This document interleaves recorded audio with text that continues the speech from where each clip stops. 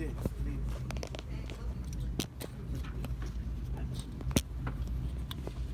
Alhamdulillah.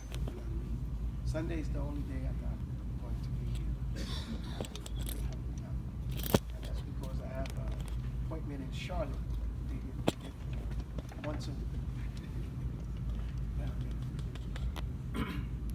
إن الحمد لله نحمده ونستعينه ونستغفر ونعوذ بالله من شرور أنفسنا ومن سيئات أعمالنا من يهده الله فلا مضل له ومن يضلل فلا هادي له وأشهد أن لا إله إلا الله وأشهد أن محمدا عبده ورسوله. Come join me amongst the men. Sit with Harold. And Harold, you get off that wall. Okay, so we're here again today. Last time we were together, we went over and we reviewed the surahs that we had previously done. Right? How many surahs did we do? Six. Six? It was only 6 surahs? 6. Alhamdulillah Rabbil Alameen. So now we're at 7. 7? What are the 7 surahs? Let me just list them down here. I know we have Al-Fatiha. Al-Nas. We have Fatiha. We have Al-Nas. Al-Baqarah. Al-Falaq. Ali Imran. Ali Imran. Ikhlas. Ikhlas. Al-Asr. And Al-Asr.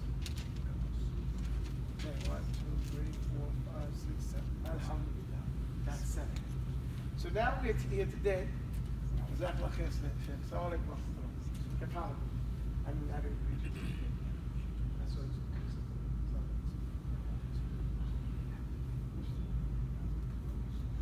and what?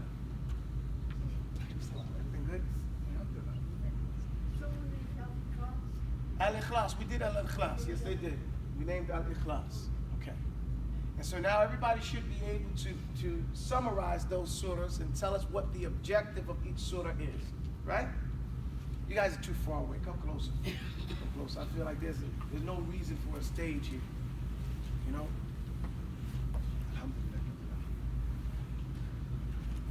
Now, just to explain why I do it this way, why I go from the beginning and then to the end, and then the beginning to the end, the beginning to the end. Now, there is a connection, but that's not the only reason I do it. I do it that way because we need to understand the Quran from the beginning in order to grow. And we need to understand from the end because we use it every day. Most people recite the Quran in their salah using the last 3 juz for the most part, and some splatches here and there from the rest of the Quran. Is that fair to say? Yes, no? No. Yes. Okay. And so what helps a lot of times is when you know the meaning of what you're reciting. Not just the words, the objectives of the words. And that's why we can constantly run back and forth on each one. What I use to make it interesting is to make the mention that there is a connection with each one. Not just each one, the last 7, okay, and the first 7. So now here, we've learned in Al-Fatiha how to ask Allah for guidance. And now we learned in Baqarah the step-by-step establishment of that guidance, what it is. Then in Ali Imran, we learned that we had to be firm upon that guidance as an individual. What's the next step? Remember, we started out with Abdullah. Abdullah came, he didn't know what was right, he learned the Fatiha, he got the guidance, he started to become firm in Surah Al-Ali Imran. What's his next move? What's he going to do next? He's already started doing his ibadah. Dawah, that might be something to who though? His family. His family. He's not married. So what's his mother, his father. The first thing he's going to do, you said his mother, his father, the first thing this man's going to do is he's going to try to get married. Isn't that the next step? No. You laugh. Yeah, normally yes. Normally that's the next step. Isn't that right, ladies? And if she's a lady, she's going to want to get married as well. Just imagine a person comes to Islam. They learn what the guidance is. They start becoming firm and putting it down in their own life. The next thing they want to do is, I want to establish a family. And what does he need? zawj, a woman. Allah subhanahu wa ta'ala made the next surah An-Nisa. What does An-Nisa mean? What does the root word nasa mean? To forget. Okay? Now, why is a woman called to forget? An-Nisa.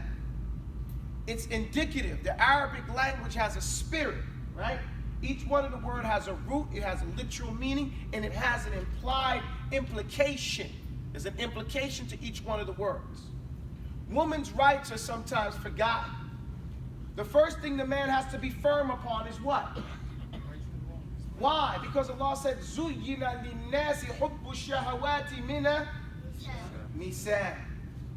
That what has been made attractive, desirous, and lustful for mankind is, the first thing is woman. وَالْبَنِينَ وَالْقَنَاطِينَ الْمُقَنطَرَةَ مِنَ الذَّهَبِ وَالْفِضَّةِ وَالْخَيْلِ الْمُسَوَّمَةِ وَالْأَنْعَامِ وَالْحَرْثِ. So he listed all the things that men are attracted to, they crave and desire, and have this desire for. 3 different angles of it. And the first one was women. However, women are the weakest person in the society normally, because men are physically stronger than them. And when we use the word women, we don't just mean women. Women always come with who? Children. So the word nisa, even though it means to forget, because when they say when the men leave the house and get in the dunya, they have to forget about the women. But when they come back to the women in the house, the women help them forget what happened outside the house. Does that make sense? So it teaches what the role of that individual is in your life and their life. Their role is to help you forget about all that stuff you did out there. Leave that at the door, right? When you come in the house. But their job is to help you forget about that type of stuff. Does that make sense? Okay. And the reason for it being put here is because now that you're being firm, the first thing you have to be firm upon is in your treatment of the women. Why? What was the first thing that destroyed, that overwhelmed Bani Israel? The women. Allah's Messenger told us the first issue that Bani Israel failed and slipped in and made them start falling was with the issues regarding their women. Does that mean that the women were a bunch of criminals? No, it meant that the Bani Israel men didn't give them their rights. That's what happened. They didn't establish the balance, right? So the objective of this surah, Surah An-Nisa, is to teach us al-adala. What is it? Adala. Adala. What is adala? Justice. Okay? Adl is the establishment of justice. Now that seems strange. What do you mean, establishment of justice? It's about women. Okay? Justice is the tool that we're going to use for the real objective of this surah. The real objective of this surah is to gather together. Okay, first in Al Imran, we're doing it as an individual. But now we're going to gather together and group together as a group to establish Tawheed in our collective lives. Does that make sense? And in order to do that, in order to gather together, the number one thing that we need to establish is justice. What is justice then? See, that's the issue. It's neither going too far or too. Right. Justice doesn't, is there extreme justice? No. Balance. Justice is doing what is appropriate, the fullest extent of it without going too far or doing too little. There is no opposite, there is no extreme, but there is an opposite. What's the opposite of justice? Volm. Oppression. Oppression. Injustice, but we don't want to use the same word. So we have justice and we have volm. Now, why am I telling you this? Because now when you look in the Quran, whenever you see, as we go through, whenever you see the mention of volm, you will understand that it's the opposite of justice. Whenever you hear about a zalim, he's an oppressor or an extremist. Okay? He hasn't done what was appropriate to the extent that he's supposed to. So he's causing harm. Remember, these are terms they're going to jump out to you in this regard. Does that make sense? Now, this surah begins with the words, Ya ayyuhan nas. Why? We already established the believers. Everybody. Why? Because justice is for everyone. Justice has to be when you establish a society for all the members of the society. Are all the members of society Muslim? No. So you as a Muslim, and when you're establishing a Muslim society, you still have to establish justice for all. And not just in word. And so this surah takes upon a stance. First, it's you and your spouse. Then you as in the family. Then you in the society. You know, 1, 2, 3. And the issues that you need to face in establishing that. Does that make sense? And even when it gets towards the end, it's going to mention things on an international level. So now as you as a society dealing with other societies. All that is the casual buildup of the application of justice. Now, why does it start off with women, though, now? Now, again, why women? I gave you one angle, right? Zuyyina linnas, that's the first fitna. From Ali Imran, we learned that every day the dunya amazes us, right? And that we have to be firm in the face of this illusionary dunya, this petty, fleeting life, and not to get tripped off on it and allow it to trick us, right? Right or wrong, guys? Right. Okay. So we already know from that angle, but why are we dealing with women here? Why is it women?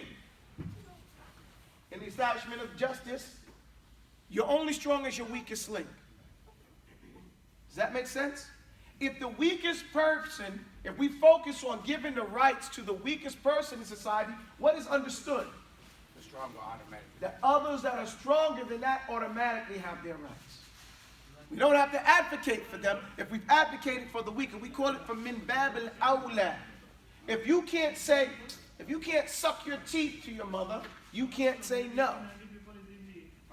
Does that make sense? If you can't say no to your parents, Allah says you can't say no, even if they call you to shirk, Allah said, right? Allah says, if your parents call you to worship other, ittaqillah fina ya ikhwan. If your mother and father tell you, worship Lat wa Uzza wa Manat, thalithatul ukhra, can you say no? I'm asking you. If you don't know, don't say I don't know. You know, Allah says no, you can't say no. You can't say that. But He says, you can't say oof to them if they ask you that. Allah uses that as an example. So if they tell you to do anything else, you still can't say no. You see how it is? He gives you some extreme case. Even if they call you to worship someone other than me, you still can't even suck your teeth to them. But you don't obey them in that. But you still can't say no. So now you have to find a different way of dealing with them. But He says, وَصَاحِبْهُمَا بِالْمَعْرُوفِ. But you still got to treat them in an excellent, in a beautiful way. Without ever saying no to them. So the first thing, you just got to shut up. And that's amazing, right? So they tell you to do something, you just lower your head and be quiet. You just, I'm not doing that. No, mama, no. Mama, you're wrong. No, you're wrong. You're doing something haram. By saying that, you better be quiet. I'm going to get you. Just be quiet. Now, if they tell you, now drive me to the store and buy me some cigarettes. No, you don't got to do that. Because that's what we've had those different cases. What do I do and stuff like that. And then if she's going to attack you, then drive her. Okay? You know, mamas sometimes get a little violent. You know, they're notorious for that. For some reason. Anyway, the point is that we call that, it is more preferred. If you can't do this, then you can't do the other. So from the opposite way, if the weakest person in society is focused on making sure and maintaining their rights are secured, then the idea is that everybody else's rights are going to be secured as well. And for this reason, Allah begins with the orphan.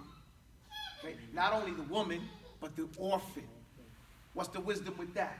Because the orphan has no one to petition for them, right? So he makes it the responsibility of all the men to petition for that orphan.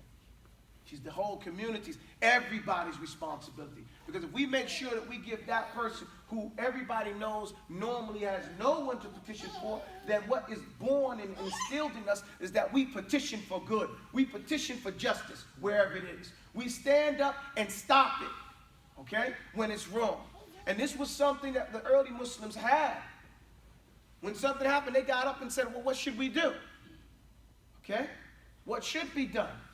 And they moved themselves into action. So we have to understand that now. Because we see a lot of people, what happens in Kafir societies is they browbeat you and scare you to be quiet and not to say anything in the face of dhulm, oppression.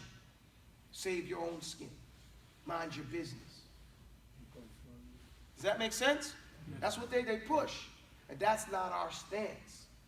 We're supposed to تَأْمُرُونَ بِالْمَعْرُوفِ وَتَنْهَوْا عَنِ الْمُنكَرِ وَتُؤْمِنُونَ بِاللَّهِ. Allah said in Surah Al-Imran that we're going to be the best ummah brought out of all the nations that ever preceded. Why? Because we command what is easily recognizable as good. And we prevent تَنْهَوْا عَنِ الْمُنكَرِ. We prevent that which is harm. And we believe in Allah. So if we're not doing, in order to do that, you have to establish justice in the land. See, so in An-Nisa is the application of those laws. And that came at the second part of Ali Imran, towards the end. Does that make sense, everybody, where we're going with that? So that's the first thing. Just like in your home, you have to establish it first and foremost in your home, with your family. So there's a few things that we're learning in Surah An-Nisa. And that is, in order to establish justice, we also have to spread knowledge. Spread knowledge.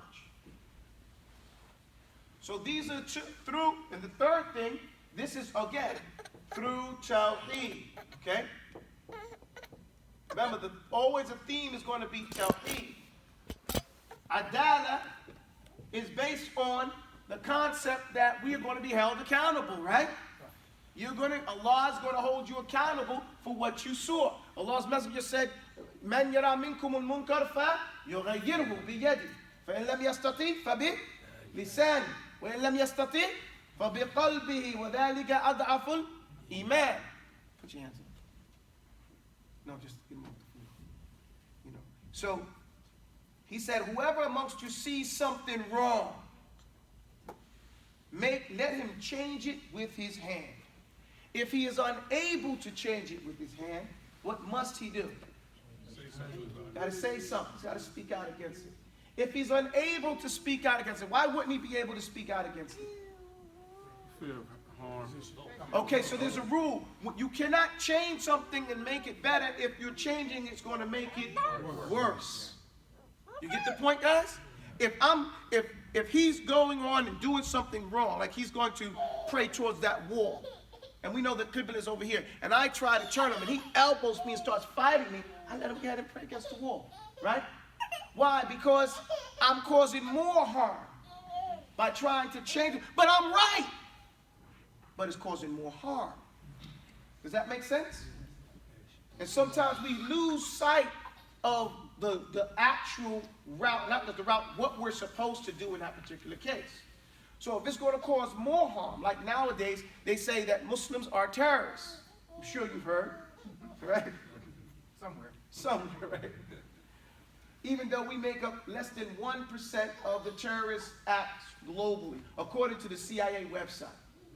In the last 50 years, Muslims have contributed less than 1% of global terrorism. Yet we make up probably 90% of all the terrorist investigations in the world, right? How busy can they be? But for us to speak out against that to some degree might cause us some harm. Like if we say, well, what are they saying about Boko Haram? What's the reality about that? Or what's the reality about the thing they say about ISIS? Or maybe it's not like they said. Allah knows best. But if we spoke out against it and said, well, this is the reality, they might lock you up. more than likely they will lock you up. Okay? They will say, look, you're promoting a terrorist organization. So you are supporting terrorism. Come on, let's go to jail. And so we know that. And for that reason, we remain silent. And then we get letters in the mail, hate mail from Muslims. Oh, you punk Muslim scholars. You scholars for dollars. You government scholars. How come you're not speaking out, telling the real deal about this? Because I want to stay home. You know, because I can't. You know what I'm saying? And if I do, then I'll be in jail, you know, responding to this letter. Okay? If I would ever get the mail. You get the point? So we have to be wise about that. Allah teaches us, if you can't, it's going to cause more harm, then what is the next step that you do? Hate it in the heart. Showing us a serious principle that what you feel in your heart is considered an action that you're judged by. And if you don't hate it in your heart and you like it, then you're judged by that as well. For example, a man sees a attractive woman. Attraction means she draws your attention. Not that you like her. She's naked and she's walking in the street. And he sees her. What should he say? A'udhu billahi minash shaitanir rajim. Because Allah's Messenger said that when you see an attractive naked woman dressed but naked in the street, you have just seen a female devil. Okay? That's the reality. Right? So seek refuge in Allah and run home to your wife. Okay? She's your protection from that. But if the man sees this attractive, naked, but dressed woman in the street, and he says, man, she's gorgeous. Wow, subhanAllah. Allahu Akbar. You know, that's some of the brothers do that. What has happened to him? The ulama says his iman has left out his eyes. His iman has left out his eyes. You know, why? Because he likes that. He's supposed to hate it. So at the very least, he's supposed to hate that. Does that make sense, everybody? Alhamdulillah. So he's judged on that particular action. And that's safety for the ladies, so they can say, okay, I didn't catch you. Allah caught you. No. It's the real deal. So through spreading the Tawheed, one of the things we have to understand is that we're going to be held accountable for the lack of establishing justice. Okay? If we don't establish justice, we are going to be held accountable. And even if the least of it is just establishing it in our hearts. There's another thing I want to point out about this surah. This surah begins again with Ya Ayyuhan Nas. There's only 2 surahs in the whole Quran that begin Ya Ayyuhan Nas. Okay? 2. What's the second one? I saw you look at me, that's why I asked. اتقوا الله إن زلزلة ساعة شيء. What surah? Surah Al-Hajj. Okay. Now, this is the miracle, some of the miraculous nature of the Quran. This first one comes in the first half of the Quran. The second one comes in the second half of the Quran. The first one talks about our creation.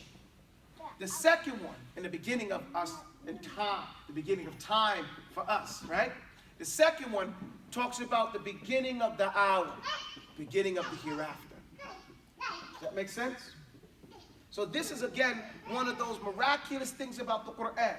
Only 2 times in the Quran Allah starts a surah with Ya Ayyuhan Nas. One to talk about our beginning in this world, the other one to start about our beginning in the next world. And both times it's saying Ya Ayyuhan Nas, because it's for all people. Does that make sense, everyone? Because the Quran has miracles that, you know, you can't, the kuffar can't even put their finger on. Because they don't understand the language, or they can't notice it. For example, does everybody have a mushaf? Everybody get a mushaf. I'm going to jump to another surah right quick.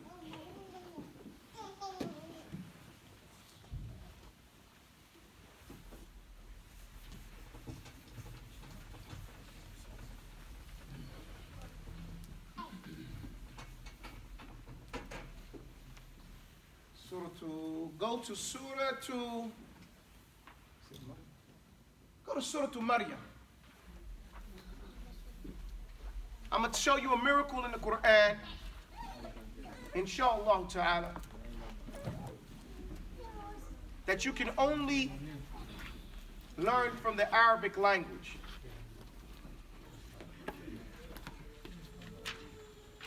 think it's Surah Al-Maryam.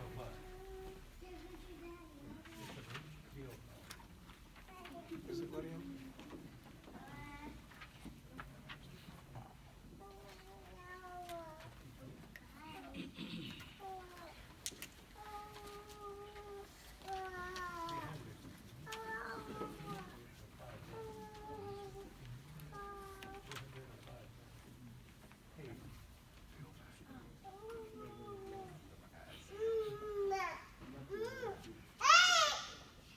Okay, yes, it's Surah Al-Maryam. Okay, everybody, Surah Al-Maryam? You gotta look at it. You gotta see this through visual. Okay? When you're ready, let me know. All right. Now, at the end of every ayah, almost every ayah in Surah Al-Maryam, there's an alif.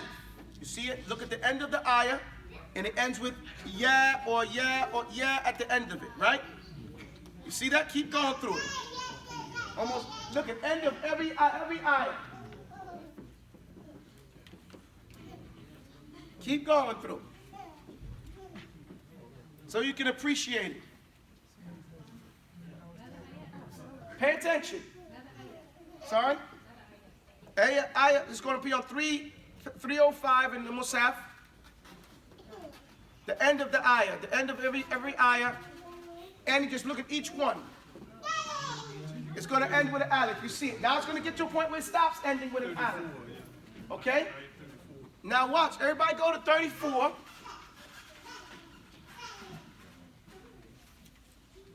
And it keeps on going that way till it gets to 40. Then it starts again, and it ends with alif. All the ends with alif to the end of the Musaf, to the end of the end of that surah, right? You see that, guys? Keep going until you get to the end. Every last ayah ends with an alif, except for from what? 30 what? 34 to 40. 34 to 40. Okay. Everybody saw that with their own eyes? Now go back to 34. Now, Surah Al-Maryam, everybody follow me now? Check this out. Think about it. Surah Al-Maryam is about, ladies, y'all all reading the Quran, the Muslim. Stop reading for a few minutes, please. And the ladies is doing it. They're going, heads is moving like this. Y'all don't even see it. Listen, you guys too. There's the issue here. Surah Al-Maryam is talking about, giving us stories about the prophets, different prophets. Each time it's talking about a prophet, it ends with alif. As soon as it starts talking about people disagreeing with the prophets, it stops with the alifs. Okay?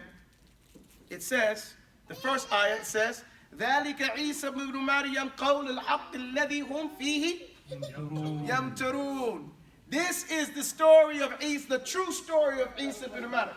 This is the statement that is the truth, the reality, that which they are in disagreement, argumentation about. So it doesn't end with alif. Then it says, مَا كَانَ اللَّهُ أَن يَتَّخِذَ مِنْ وَلَدٍ سُبْحَانَهُ. It's not befitting that Allah would have taken a son. Glorified is He. إِذَا قَضَى أَمْرًا فَإِنَّمَا يَقُولُ لَهُ كُنْ فَيَكُونُ. No alif. He says if He decided any issue, judged over a matter, decreed it, all He says is be, and it is. وَإِنَّ اللَّهَ رَبِّي وَرَبُّكُمْ فَاعْبُدُوهُ هَذَا صِرَاطٌ مُسْتَقِيمٌ. And the fact of the matter is that Allah is my Lord and your Lord, so worship Him. This is the real Siratul Mustaqim. This is the path that'll straighten you out. Okay? Then he says, فَاخْتَلَفَ الْأَحْزَابُ مِنْ بَيْنِهِمْ. But the people, the different groups of people disagreed about this and argued about this stuff amongst themselves. فَوَيْلٌ لِلَّذِينَ كَفَرُوا مِنْ مَشْهَدِ يَوْمٍ عَظِيمٍ. So to hell, we don't believe in hell, but wail is this is what wail is. Wail is a pit in hell, in Jahannam. Well, not hell, we don't believe in hell. But see, Jahannam, like paradise, has darajat. Jahannam has darakat. Okay? So darajats would be like, oh, give me some words, all the Arabic. Levels. And darakat, how would we say that? Just like somebody. I know lower levels, but give us a word in English to get people to say going like dungeons and dungeons. You know, depths. Thank you. Keep going. Darakat is depths. And the lowest in the lowest depth in Jahannam is wave. It's considered a pit in Jahannam. So it's not like to say, that's why I said to hell with him, because in the English language, we say to hell with him, right? But we know that's a statement of shirk, because hell is a goddess. So we don't say that. However, it's literally saying, send this person to that pit in Jahannam. So Allah's saying, for waylun, so to the pit in Jahannam, for those people, for waylun lilladhina kafaru, so to a pit in Jahannam for the people who disbelieve about the great, magnificent day. Mashhadin yawmin azim. The day that's going to be witnessed and everybody's going to see it. He's talking about what? Yawm al-Qiyamah. Okay? Then it says, Asmi' bihim wa absir yawma ya'tunana. I hear and I can see them. The day that they show up, that you'll hear and you'll see them the day that everybody shows up. لكن الظالمون اليوم في ضلال مبين. But the zalim, right? When I tell you about the term zalim, what does it mean? The opposite of justice, right? Somebody who's committing oppression. And oppression has levels. The first one you oppress is yourself. Okay? And dhulm in this dunya comes back Yawm al-Qiyamah how? Dhulumat. Darkness Yawm al-Qiyamah. Okay? We'll talk about that. Dhulm. Dhulumat. So he says, however, the people who are committing oppression, they're clearly astray. Dhalalim mubin. Again, and this with not an alif. وأنذرهم يوم الحسرة إذ قضي الأمر وهم في غفلة وهم لا يؤمنون. And warn them of the day that's going to be so sad. Hasrat, the day of not redemption, but repentance, regret. You know, nadama. You know, and I'm like, like nothing you can do about it. That's the concept. But that's just regret, right? You know, if you guys can find a better word, help me out. When the issue, the order, the affairs is done, it's been decided. وَهُمْ فِي غَفْلَةٍ وَهُمْ لَا يُؤْمِنُونَ. And they think it's no big deal. Ghafla is not to think it's enough. You do not give something enough attention. Okay? Let's say you walk in and you're not paying attention and you trip over this thing right here. Right? You're not paying attention, you bump yourself. We say, what do we say? So you're not paying attention, right? Yeah. So Allah's saying those people who are not paying enough attention to the signs that Allah has sent on the earth about this deen and how serious it is and what you're supposed to be. Well, I don't gotta do that. It ain't that serious. You ain't paying attention. He said those people, they're gonna be real sad on the day. Okay? They ain't even gonna be paying attention. But he said, warn them, and they're not believers. Why are they not believers? Because they don't believe it's that serious. You get the point? They don't believe. You say, listen, we're going rock climbing. Make sure you bring your bezel ring. You know, you're telling people to do different things. Man, I'm a good climber. I don't need that. Listen, those are some nice sneakers, but you can't use those when you rock climb. You need some, man, I'm good. I don't believe you, right? That's what you're saying. You don't believe me. Make sure you bring a hat. Man, I don't get cold. We're going up a mountain. The sun's up there. Okay? You say we're going to the mountain, we're closer to the sun. So they don't believe you. You get the point? And so that's why Allah says, وَهُمْ لَا يُؤْمِنُونَ. And they don't really believe. They don't really believe it's that serious. And we always have this issue normally with young people, right? We say, hey, watch out. You know, it's that. I remember I was driving in the car and I told my children, hey, watch out, there's a bunch of crackheads over there. And they told me, oh man, what you know about crackheads? I was like, oh, I'm from Brooklyn. you know, like, but they're like, nah, you don't know. You guys are just, snobs. You know? kept it just like that. Right, they don't believe you. You know, how could you know? You know, how could you know? You're an old guy. Been there, done there. You get the point? I know it. And you can't express to them how wrong that idea is, that concept is. And at the same time, you don't want them to disbelieve you and go and get caught up in the fitna that you're warning them about. So Allah says, وَأَنذِرْهُمْ, and warn them about the day that they're going to be so sad about it when they realize the whole thing, and they've been unmindful about this whole thing, not paying attention, and they don't really believe. Okay? No noon. Then he says, إِنَّا نَحْنُ نَرِثُ الْأَرْضَ وَمَنْ عَلَيْهَا وَإِلَيْنَا يُرْجَعُونَ. Okay? He says, the fact of the matter is, we will inherit this earth. I mean, we're going to take this earth back. That's what Allah is saying. He gave it to us to be on the earth. Well, inna nahnu narithullah. Allah comes down, suffering with the angels, right? We take him back over. We let y'all do the order for a period of time and told you and suggested and ordered you, and then we coming back. And then who's the king today? Liman al-mulk lillahi wahidul qahhar. So he's saying here, we coming back and we taking over. Okay? وَمَنْ عَلَيْهَا, and everybody on it. Not we just taking over the earth, we taking over everybody. وَمَنْ عَلَيْهَا وَإِلَيْنَا يُرْجَعُونَ. And all things come back to us. Okay? It's all coming back. Then what happens next? وَاذْكُرْ فِي الْكِتَابِ إِبْرَاهِيمَ, mentioned in the book Ibrahim. إِنَّهُ كَانَ صِدِّيقًا نَبِيًّا. Back to the alif. You see that? It goes back to the Ya Alif all the way through the end. As soon as it started to mention the stories of the prophets again. Isn't that a miracle? So it's showing that there's unity when we're talking about the Rusul, even from the linguistic way. And when we're talking about disagreeing with that, there's no unity. There's no ittihad, hatta fil alfaz. Okay? Even in our pronunciation. That's tawheed. So you can't really appreciate that unless you can understand Arabic.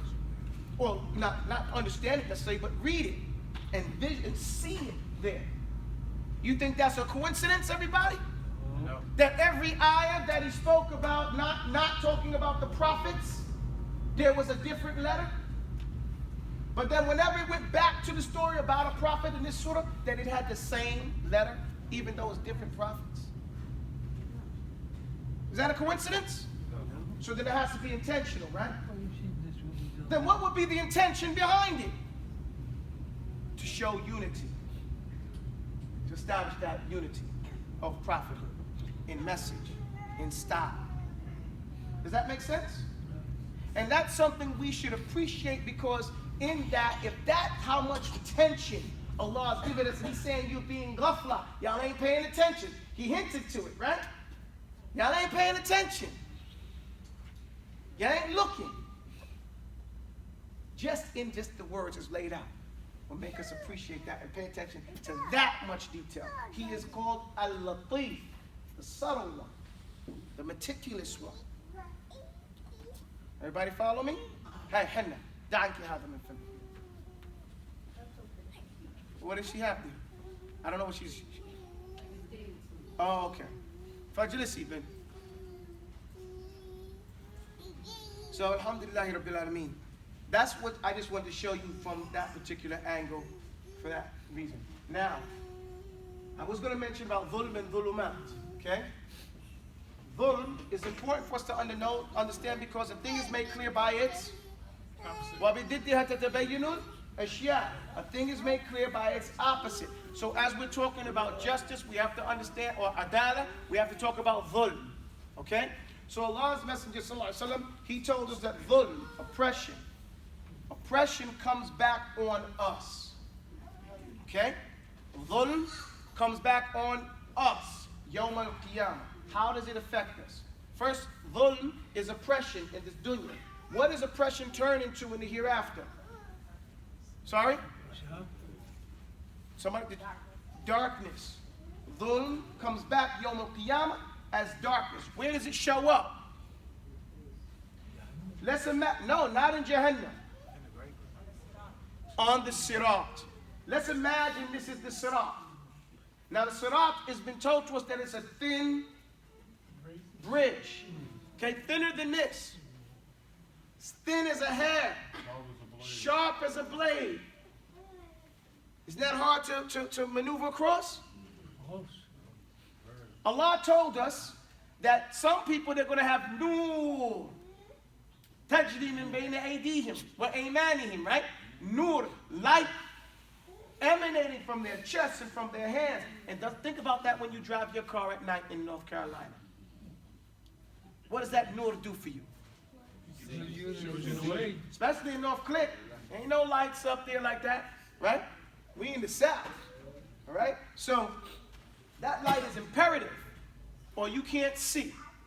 And if you can't see, that deer might come out and smash your whole car up, right? Right or wrong? Right. Or some crazy hillbilly driving without their lights on. Because, you know, they spray paint their cars black, right? I'm serious. So you need to see those types of things. And some people are not going to have light. Now just imagine Allah told us it's going to be light for those people who believed. What's the opposite? He said there's going to be darkness for those people who did oppression. And that dhulm is going to show up as dark spots. That's what dhulumat. It can be translated as dark spots along the path. If the path is thin and there's a dark spot and it's crowded, what might happen? Now, where is that bridge over? It's over Jahannam. So under that bridge is Jahannam. So we have an invested interest to get across that bridge. Now, there's other things that's happening on that bridge. Anybody know? Allah says that there are chains. Yeah, what is it? Hooks. So it's just like for individuals who pray in class and so forth and so forth. Those stations, and they made some stations that go across. Well, I'm talking about the bad things on that bridge. What was that? Were you going to say there, Nazir? The hooks. There are Yeah, hooks. grabbing people and throwing them in the hellfire. Right. So there's a chain. Just imagine a chain with a hook on it swinging across that bridge. Okay? Anybody it cracks on, swings them off the bridge. But it says people are going to be holding on to the chains, trying to come back when it swings around the next time to get back on the bridge. Don't give up. It's basically what it says. That if you get knocked, hold on. When it comes back, jump back on the bridge. But the dark spots, we can remove the dark spots from ourselves. Everybody's going to have their own reality. Okay? Some are going to be able to see that light, and some are going to have dark spots. How do we clean up the dark spots? Istighfar. Remember we learned about istighfar? In order to be firm, fi dunya wal akhirah. In the dunya and in the hereafter. Does that make sense? As-sadiqina wal... don't whisper to me, guys. Do you know the ayah? As-sabirina was-sadiqina wal-qanitina wal-munfiqina wal-mustaghfirina bil-ashab. As-sabirina was... I want you guys to memorize it. As-sabirina was... Sadiqina wal... Huh? Al-qanitina awal. Al-qanitina, devout. Okay? Wal-munfiqina wal-mustaghfirina bil-ashab. Find the ayah. Find it in Ali Imran. Find it in Ali Imran so we can tell the people the number. Okay? Wa alaikum salam wa rahmatullah. So these are the things that we're going to need. We're going to need to be patient. We're going to need to be honest. Sadiqeen. Honest. We're going to need to be devout, which means vigilant and consistent. We're going to need to be spending... He's going to tell us right now. Ayah 17. Ayah 17 min Ali Imran. Ayah 17 min Ali Imran. Sorry? It's 14? Okay, it's Ayah 14. 17. فيه اختلاف فيه اختلاف. Go to the books. So you guys find in 17 we have يعني تأكيد that is 17. ما فيش مشكلة. 17 I mean sorry 17. 17 He was reading from the beginning of the rak'ah, right? No, okay, so no. That's where the ayah, well not the ayah, but the reading begins for that particular section. Alhamdulillah Rabbil Alameen. So we made tawfiq. Okay? Memorize this ayah and the one after it, and the one after it, and keep going until you get to Nas. But so everybody follow me? So the dhulm that comes is from our own self. Let's go back to Surah An-Nisa now. Okay? These are the reason why I told you this ayah, you need those qualities in order to be firm. Learn what those terms are and think of ways of applying it in your life. Okay? Those are very important terms. You will see them oft repeated qualities in the Quran. Okay? And they're necessary when we get to Surah An-Nisa and we talk about being firm and establishing the mujtama, coming together and cooperating on Iman to establish the Islam in our lives together. And the things that we need, what do we need in that? What are the things we learned so far? What do we need to establish to establish an Islamic society? Justice. An Islamic family / society. Please articulate it for me, please. What's the first thing we need? Tawheed. Tawheed, okay? An understand, I would say an understanding of Tawheed, okay? Let's put it, an understanding.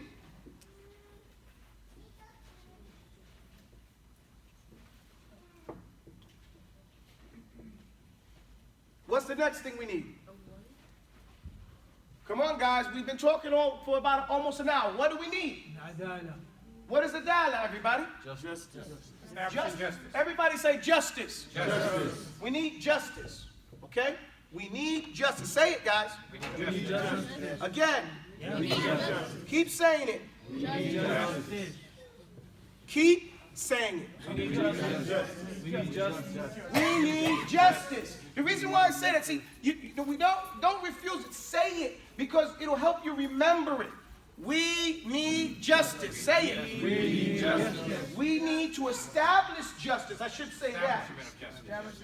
We need to establish justice to establish justice. Amongst the objectives of my class is to get my objectives, is to get you to be able to articulate the objectives of the surah. Okay? Now, that's why I'm not going through every ayah. I'm telling you not a summary of what the surah is. I'm going beyond a summary of the surah, and I'm telling you what the meaning of that surah is. What the objective of the story and the things that are being said in the surah, what we're supposed to take out of it.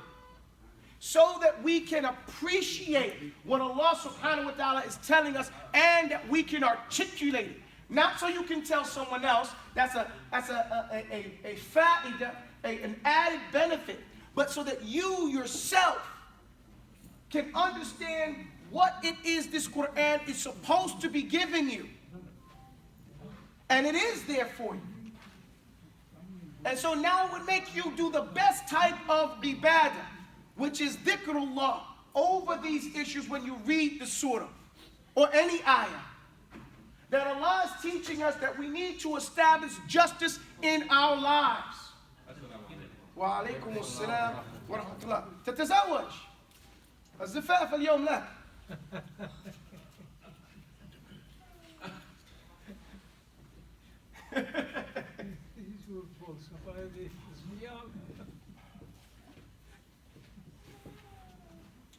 Alhamdulillah. Mabruk. So this is what we need to do. In Surah An-Nisa, the surah is talking about establishing an understanding of Tawheed. The need to establish justice in our lives. Okay? 3, we need to remember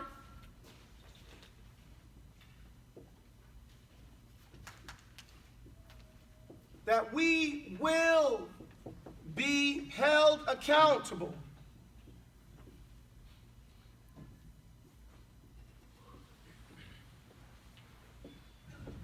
for not establishing justice.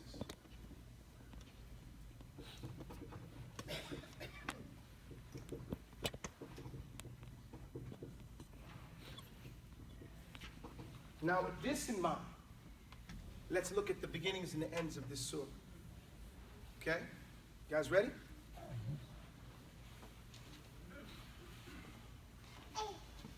Open up the Mus'haf. Today we're just going to go through the beginnings and the ends, and then tomorrow we'll go through the whole body of the surah to tie it all together. Does that make sense, everyone? Yes. And I found I'm doing it this way because we have to talk about it before we get into it. You know, so it gives us time to absorb it. Is that fair? Yep.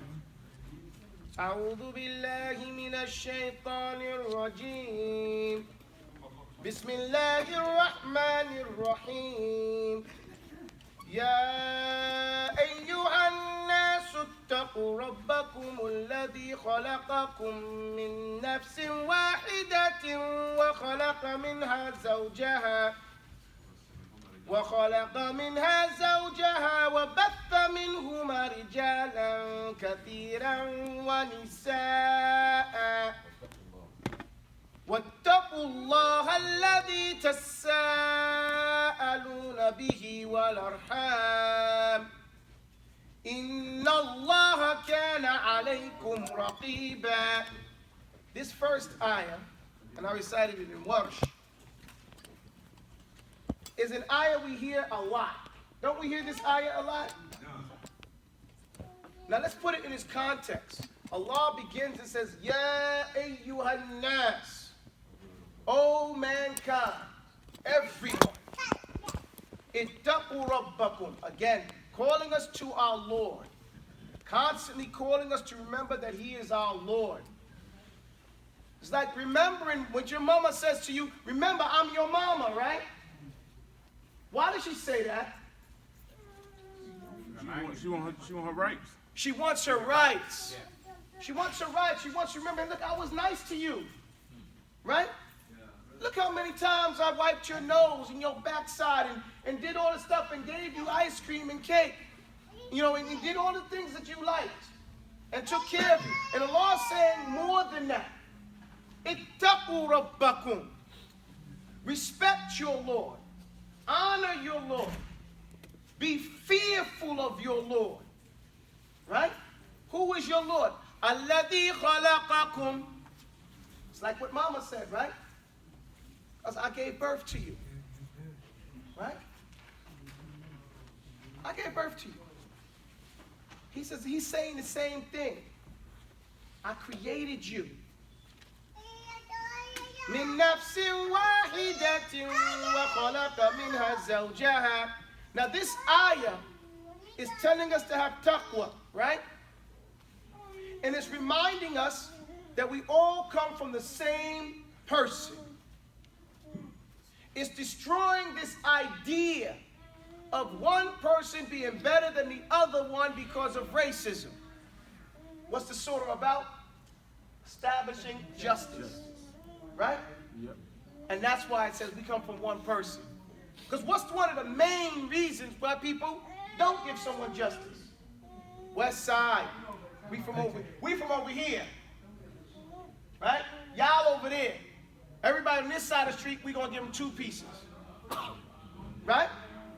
Oh, that's my cousin. Yeah, just watch it. Yes, you get my point?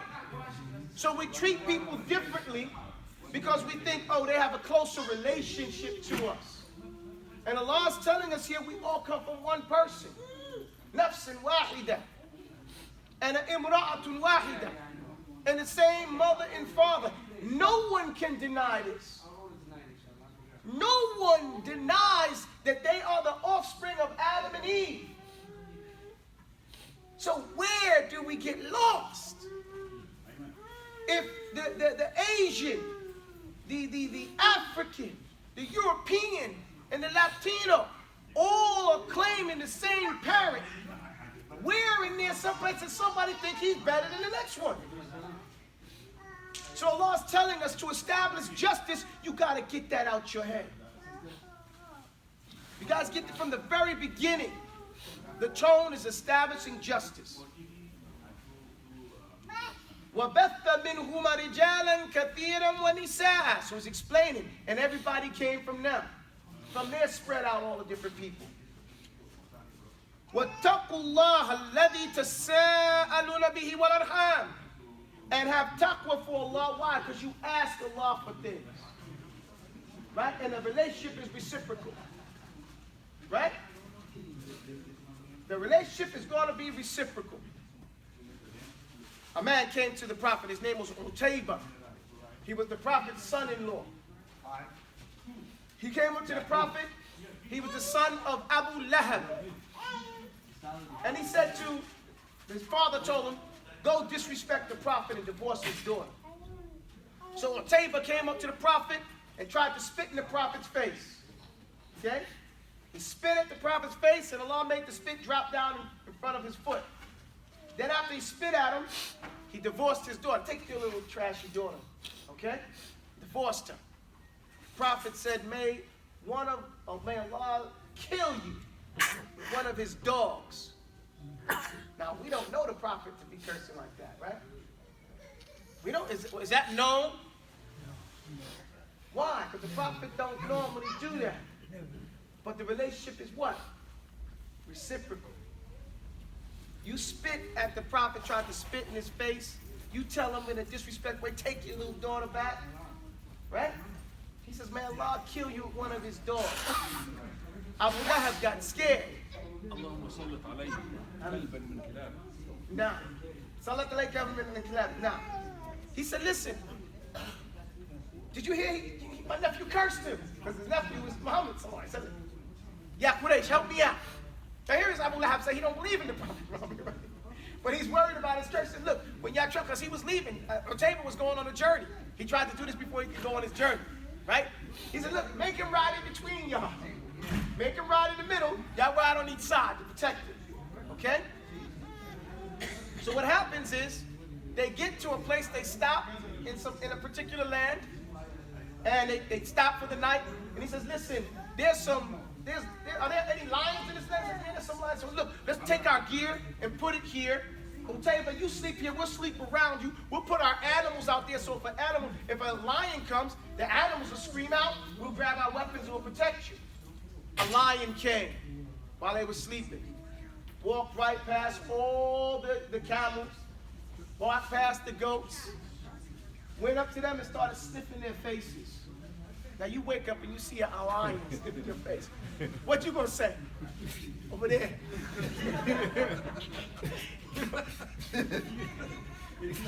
That's the meal table. So the lion went right up to Taubah, smacked him, and then ripped him to pieces. Some narration says he ate him. Others say he just ripped him apart, left. No, the animals never made a sound.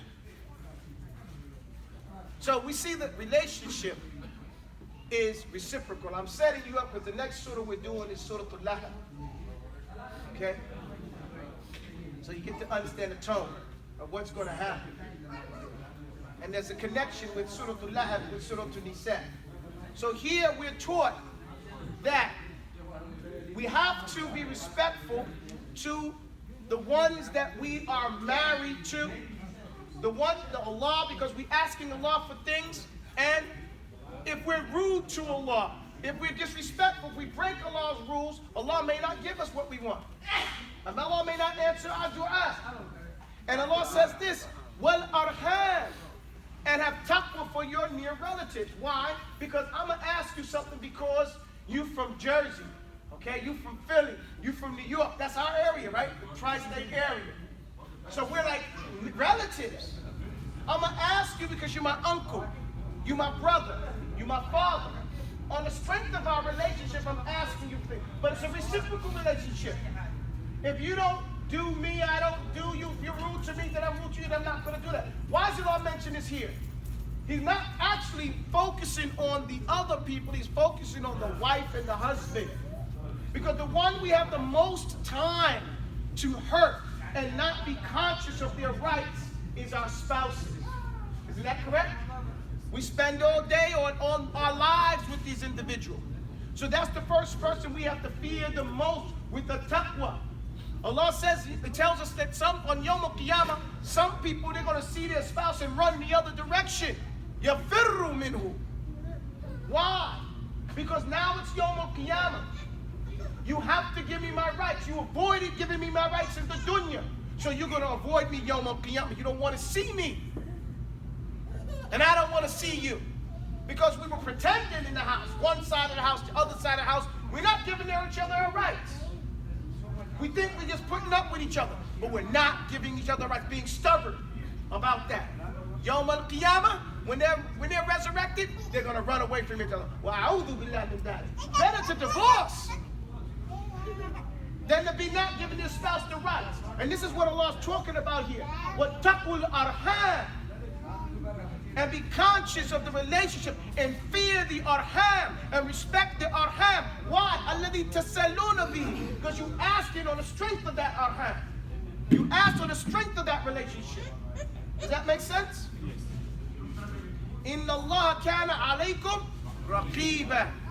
And this is how the ayah begins. And I don't want to start no fight. So we'll wait for another day when we have more time to get into the next ayah. And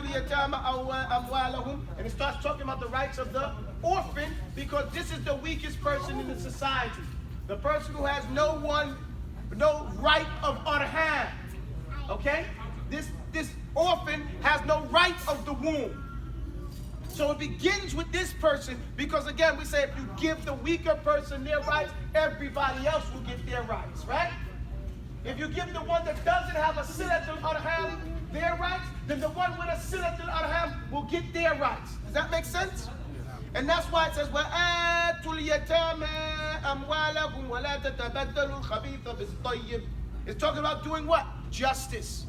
By the arham, by that person who needs to get their rights. Now we go to the end of the surah. Go to the end. We're just talking about the beginnings and the end. Adala. In fact, the word... Oh, kalala. No, before that.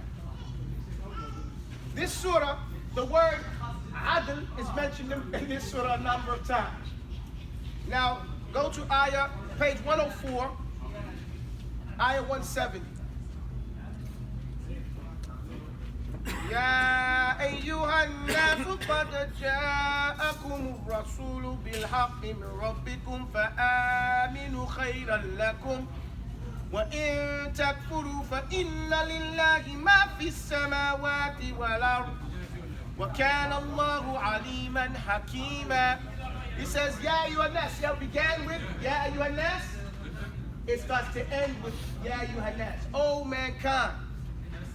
It has come to you, the messenger has come to you with the truth. The truth from who? Min Rabbikum. So believe. Believing is better for you if you only knew. But if you reject it, then know that everything in the universe and everything in the earth belongs to Allah. And Allah knows and is wise in all ways. He knows everything. Next page.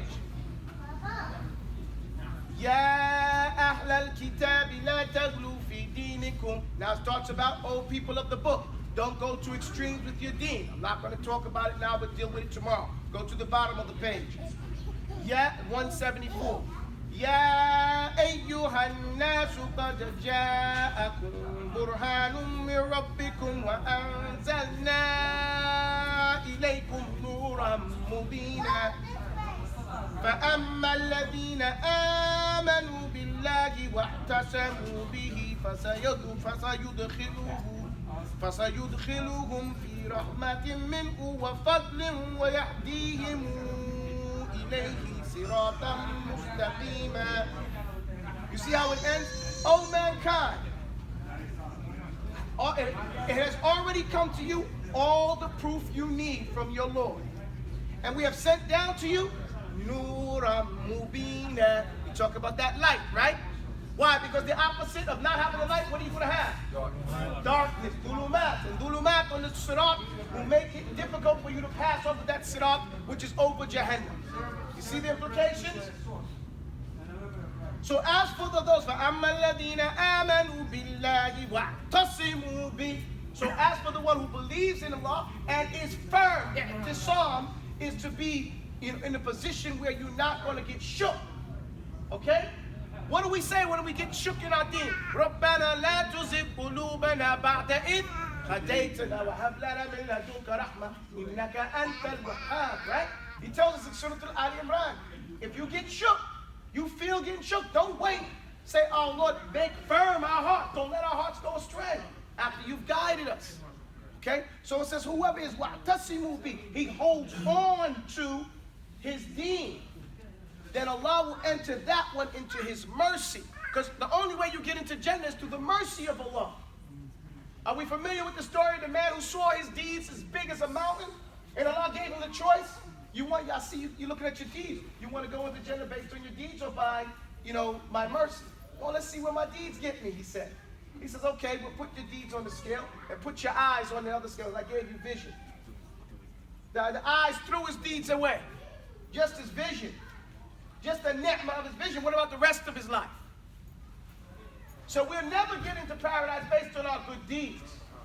We'll only get into paradise through the rahmah of Allah. And Allah points to that here. And he says, he will enter him into his mercy from him.